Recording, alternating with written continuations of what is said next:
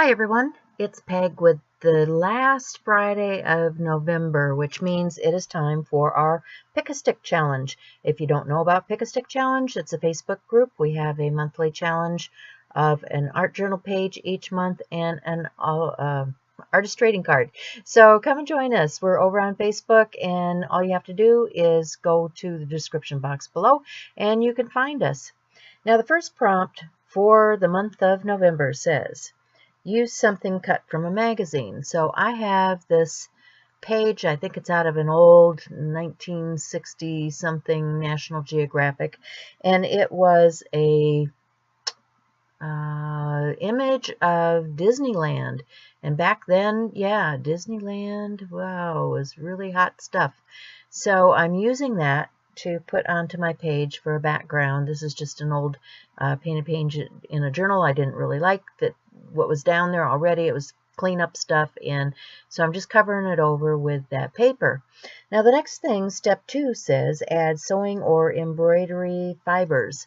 Well, I went to my mother's old stash, and yes, she had some old embroidery fibers, so I'm just going to put down some Collage Podge, and this is a product from Deco Art. It's called Deco Page, and it's a matte finish, and I'm going to use that to glue those floss or embroidery threads down on my page. Now number 3 says add a key.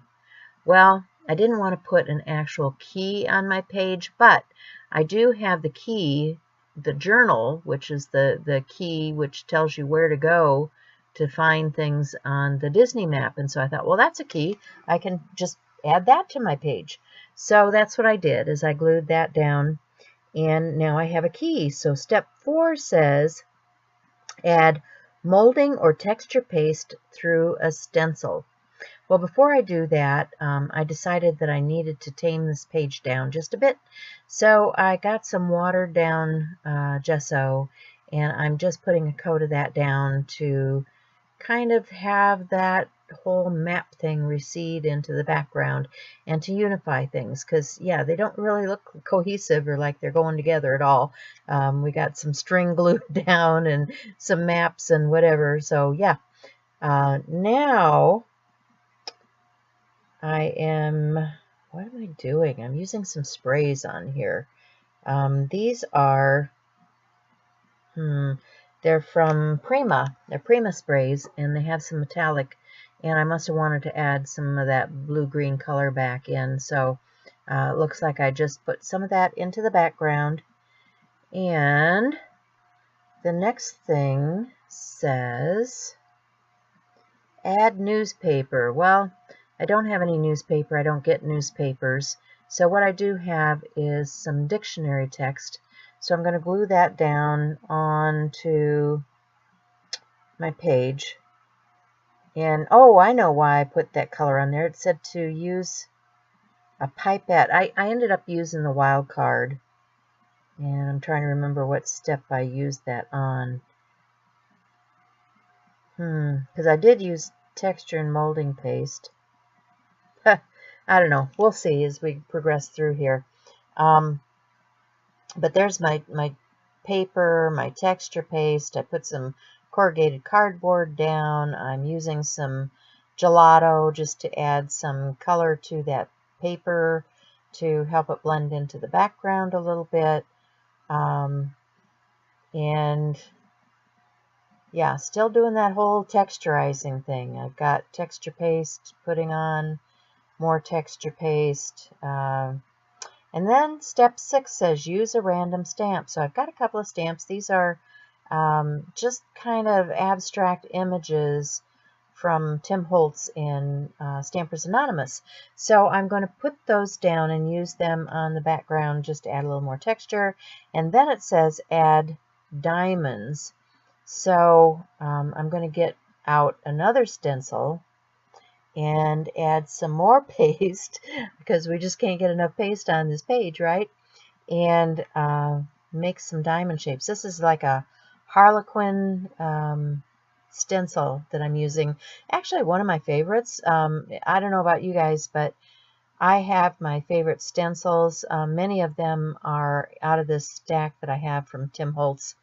and I use them over and over again, as you can tell just by looking at the condition of my stencil. But yeah, that means that I'm using that and it's well loved. And you want to use your tools. You know, there's no sense having it if it's just going to sit in a drawer. We were talking about that, my artist friends and I, about the things that we have that we just need to eliminate because we're not using them. If you don't use it, you should lose it. Pass it on to somebody who can. So on the diamonds, I decided to add some coloration. This is kind of a metallic-y, greenish, green-gray, gray-green, something or other that I'm putting on there just to get rid of that white. Didn't really like the white on my page. And step 8 is make a pocket, and that is the one that I do not use. That's where the wild card comes in. If you guys are doing this challenge, every month we have a wild card, and so you can select that rather than one of the prompts. And what it says is use a dropper or a pipette and apply color. So that's what I'm going to do. I'm going to just apply some color using those tools on my page. I'm getting a rag out to soak up any excess, and brush to kind of mop and move that color around. This is some of the Jane Davenport mermaid inks. She just came out with these this year, and I'm sorry about the cord hanging down. I'm distracted. I'm talking with my friends while I'm creating, and I'm not paying any attention to the cord that's hanging down in the middle of my video, so I apologize. You know, some days you're just creating and you're not thinking about the fact that you're actually recording something for somebody else. So, yeah, I was kind of in my zone, and so we have a cord in the picture. Whoops. Okay. And then it says, for step 9, add at least one letter from your name. Well, before I do that, I'm thinking, okay, I need some focal points on here. And I go to my stash. I've got boxes, I mean boxes of things that are collage fodder. And so I'm pulling out some of those things to add to my page.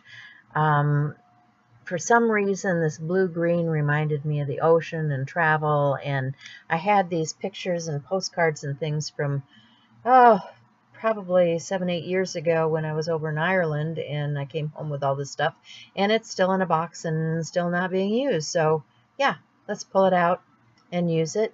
I can't remember how long ago I got that little license plate, Love to Travel. You know how it is when you're scrapbooking and you have all of these embellishments, because at some point you're really going to need all of those embellishments, right? Not really. I have a lot of those types of things, and it's time it came out and made an appearance on a page. So that's what I'm doing, is I'm using some glue and foam tape and just adhering those things down to my page and collaging and making something that's meaningful to me, because, you know, this is Cork and Cove, and, you know, visiting the Titanic and all the things that I did when I was overseas, and I can actually put that on a page now and highlight that. So, all right, I have those things. Now comes the letter, which is step 9. And my name is Peg, which E is right in the middle. So I'm going to use E because that's for excursion. And I have some other rub-ons. I don't know where these things are from. Some of these things I've had for years and years, and they're just part of my stash. And that's why I'm dragging them out, and I'm saying I need to use this stuff up. I'm going to put it on a page and get it out of my stash. So I have bins with nothing but travel, and bins with things like zoo, and bins with children's things, and bins for Christmas. And yeah, so this is out of my travel bin. Imagine that. So I'm going to pull that out and just use those rub-ons and get my page done, or at least close to done, because we have one more step, and the one more step is write something using a paintbrush and fluid paint. So for this, I like my Deco Art fluid acrylics, and I just have a fine brush, and what I'm going to do is write the word travel, because this is all about my travel. And I'll give you some final shots, and if you like this, give me a thumbs up, and be sure and join us for next month's challenge, and I'll see you next time around. Click the bell if you want notifications.